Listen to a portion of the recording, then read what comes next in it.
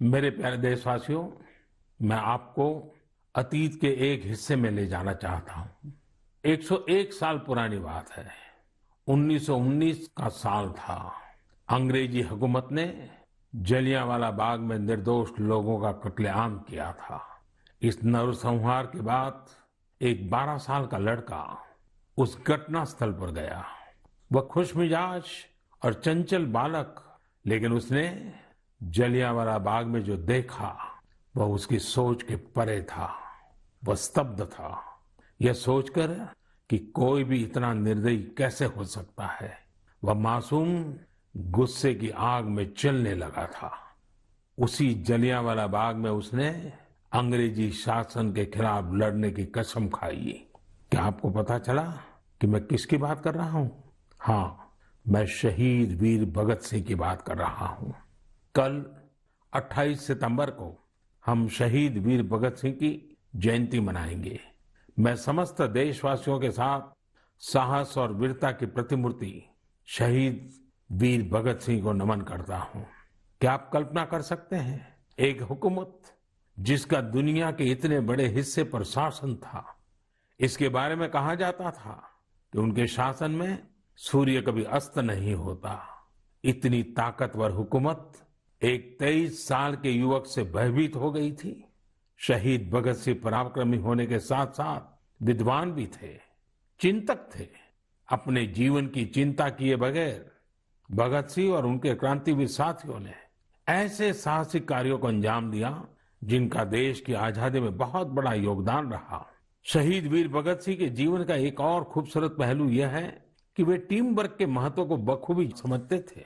लाला लाजपत राय के प्रति उनका समर्पण हो या फिर चंद्रशेखर आजाद, सुखदेव, राजगुरु समेत कई क्रांतिकारियों के साथ उनका जुड़ाव, उनके लिए कभी व्यक्तिगत गौरव महत्वपूर्ण नहीं रहा।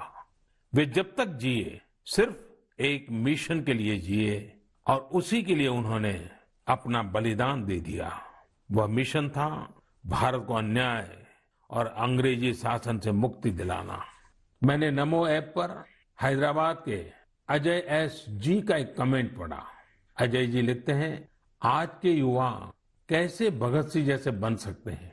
देखिए, हम भगत सिंह बन पाए या न बन पाए, लेकिन भगत सिंह जैसा देश प्रेम, देश के लिए कुछ कर गुजरने का जज्बा जरूर हम सबके दिलों में हो। शहीद भगत सिंह को यही हमारी सबसे बड़ी श्रद्धांजलि होगी। 4 साल पहले लगभग यही समय था जब सर्जिकल स्ट्राइक के दौरान दुनिया ने हमारे जवानों के साहस, शौर्य और निर्भीकता को देखा था। हमारे बहादुर सैनिकों का एक ही मकसद और एक ही लक्ष्य था, हर कीमत पर भारत मां के गौरव और सम्मान की रक्षा करना। उन्होंने अपनी जिंदगी की जरा भी परवाह नहीं की। वे अपने कर्तव्य पथ पर आगे बढ़ते गए और हम सब ने देखा कि किस प्रकार वे विजयी होकर के सामने आए, भारत माता का गौरव बढ़ाया। मेरे प्यारे देशवासियों, आने वाले दिनों में हम देशवासी कई महान लोगों को याद करेंगे जिनका भारत के निर्माण में अमिट योगदान है। 2 अक्टूबर हम सबके लिए पवित्र और प्रेरक दिवस होता है। यह दिन मां भारती के 2 सपूतों महात्मा गांधी और लाल बहादुर शास्त्री को याद करने का दिन है। पूज्य बापू के विचार और आदर्श आज पहले से कहीं ज्यादा प्रासंगिक है। महात्मा गांधी का जो आर्थिक चिंतन था, अगर उस स्पिरिट को पकड़ा गया होता, समझा गया होता, उस रास्ते पर चला गया होता, तो आज आत्मनिर्भर भारत अभियान की जरूरत ही नहीं पड़ती।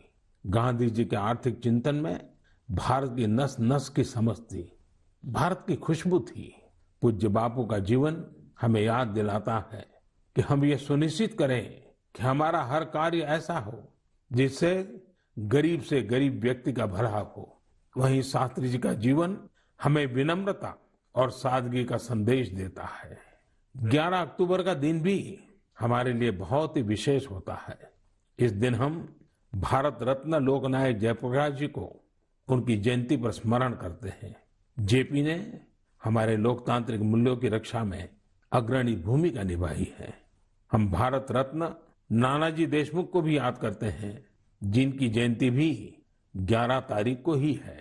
नानाजी देशमुख जयप्रकाश नारायण जी के बहुत निकट साथी थे।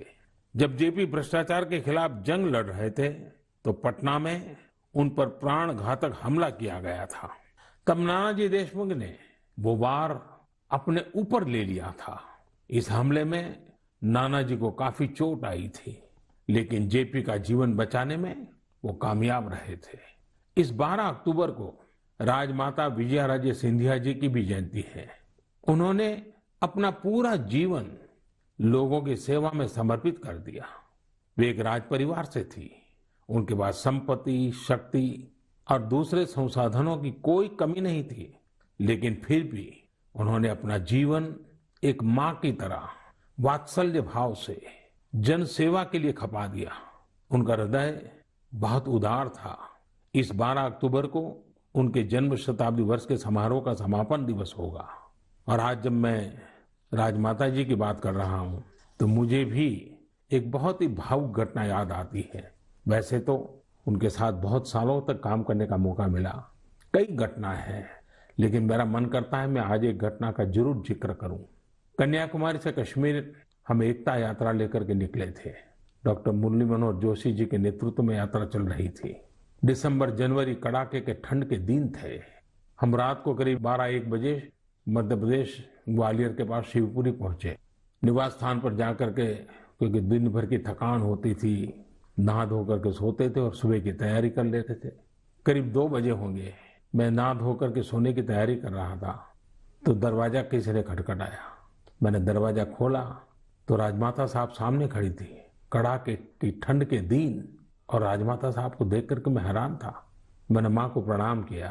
मैंने कहा, माँ आधी रात में? उन्होंने कहा, नहीं बेटा, आप ऐसा करो मोदी जी, दूध पी लीजिए, ये गर्म दूध पी करके ही सो जाइए। हल्दी वाला दूध खुद लेकर के आई। और लेकिन जब दूसरे दिन मैंने देखा तो वो सिर्फ मुझे नहीं, हमारी यात्रा की व्यवस्था में जो 30-40 लोग थे, उसमें ड्राइवर भी थे और भी कार्यकर्ता थे, हर एक के कमरे में जाकर के खुद ने रात को 2 बजे सबको दूध पिलाया। माँ का प्यार क्या होता है, वात्सल्य क्या होता है, उस घटना को मैं कभी नहीं भूल सकता हूँ। यह हमारा सौभाग्य है कि ऐसे महान विभूतियों ने हमारी धरती को अपने त्याग और तपस्या से सींचा है। आइए हम सब मिलकर के एक ऐसे भारत का निर्माण करें जिस पर इन महापुरुषों को गर्व की अनुभूति हो, उनके सपनों को अपने संकल्प बनाएं।